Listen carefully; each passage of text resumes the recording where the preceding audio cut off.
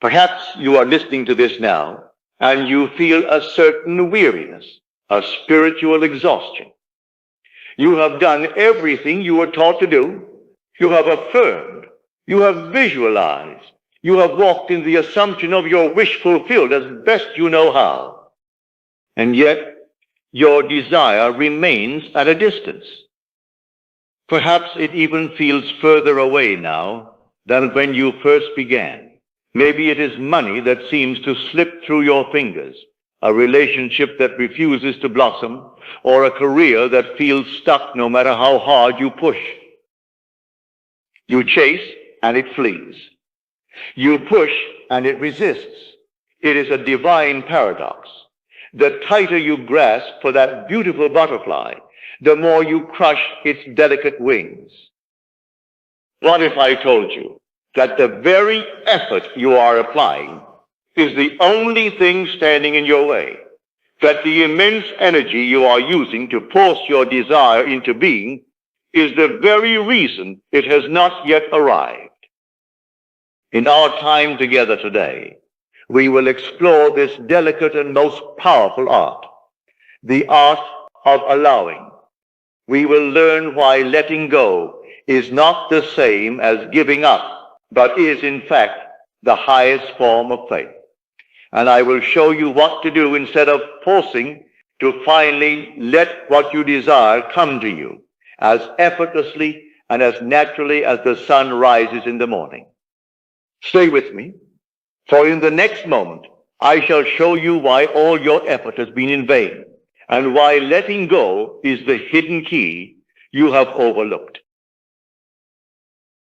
To understand why your intense effort may be failing you, you must first understand a strange and wonderful paradox of the mind, a principle which demonstrates that your will and your imagination are often at war, and that in such a war, your imagination will always win. The harder you try to consciously force a state with your will, while your imagination is convinced of its opposite, the more you amplify the very state you are trying to escape. It is like holding a cork underwater. The more you push it down, the more you feel its powerful urge to rise. The moment you cease your effort, it shoots to the surface effortlessly. Your feeling of lack, your deep-seated belief that you do not have your desire, that is the cork. Your frantic effort is the force holding it down, constantly reminding you of its buoyancy, of its reality in your world. You must understand that every feeling you entertain radiates a specific nonverbal signature. It is a broadcast. The frequency of lack is easy to recognize. It is charged with anxiety, impatience, and the frantic energy of need. The frequency of fulfillment, however, is one of peace, satisfaction, and a quiet gratitude. Your effort, born of strain, is simply a prolonged broadcast of the frequency of lack. Think of the story of Peter attempting to walk upon the water. As long as his attention was fixed upon his goal, upon the master, he did the impossible. He defied the world of Caesar. But the moment he looked away, the moment he saw the winds and the waves, the facts of his 3D reality, doubt entered his mind. He began to sink. And in that moment of fear, he began to try. He began to force himself to stay afloat, to fight the evidence of his senses. And the more he struggled against the storm, the faster he sank. His success came from a state of calm assumption. His failure came from a state of effort born of fear. That story is your story. Your desire is your master, calling to you. The winds and the waves are the doubts and contradictory facts of your life. To struggle with them, to force them, is to sink. Forcing is an admission to yourself that you are not in the state of the wish fulfilled. For if you truly were the person who had your desire, would you be struggling to obtain it? No, you would be at peace. You would feel a quiet confidence. The feeling would be natural. So you see, The goal is not to try harder. The goal is to feel it differently, to feel it as normal, as simple, as natural. So then, what remains is to discover how this feeling may be cultivated and how it may become the atmosphere of your daily life. So how does one cultivate this feeling of naturalness? How does one move from the violent energy of forcing to the quiet confidence of allowing? It is not accomplished by a grand single action, but by a series of subtle internal shifts. Let us take them one by one. The first is the great shift in focus. You must move your attention from getting to being. Your true work is not to acquire the thing you desire. It is to become, in imagination, the person who already has it. If you desire wealth, you do not spend your day anxiously chasing money. Instead, you ask yourself, what would my inner conversations be like if I were already wealthy? How would I see the world? What assumptions would I hold as true? Then you begin to think from that state. You are no longer a poor man wanting wealth. You are a wealthy man simply living his life.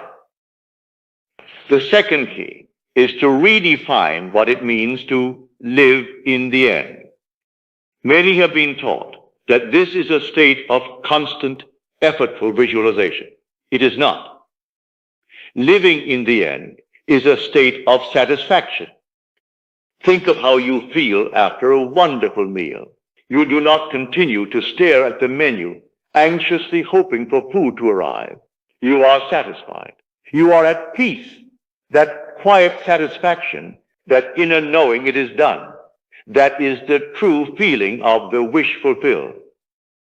Your imaginal act is the feast, and the satisfaction is the state you must carry throughout your day. The third key is to discover the secret of the present moment. All desperation springs from the feeling that something is missing now. The remedy is to feel fulfillment in this moment, even before your desire appears.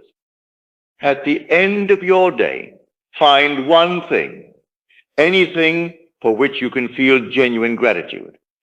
A kind word, a moment of beauty, the comfort of your bed.